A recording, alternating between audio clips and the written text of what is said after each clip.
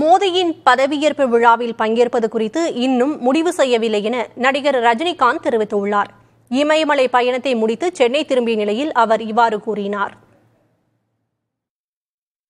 பாராளுமன்ற தேர்தலில் மாபெரும் வெற்றியடைந்திருக்கும் திமுக கூட்டணி தலைவர் என்னுடைய அருமை நண்பர் மாண்புமிகு முதலமைச்சர் ஸ்டாலின் அவர்களுக்கு என்னுடைய பாராட்டு நன்றிகள் தெரிவித்துக் கொள்கிறேன்.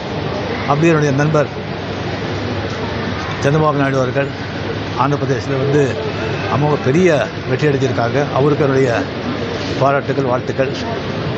மத்தியில் என்டிஏ 3வது தடவை ஆட்சி அமைக்கப் போகுது. 3வது வாட்டி மதிப்புக்குரிய மோடி அவர்கள் பிரைம் மினிஸ்டராக பதவியேற்க போகிறாரு. அவருக்கு என்னுடைய பாராட்டுகள்.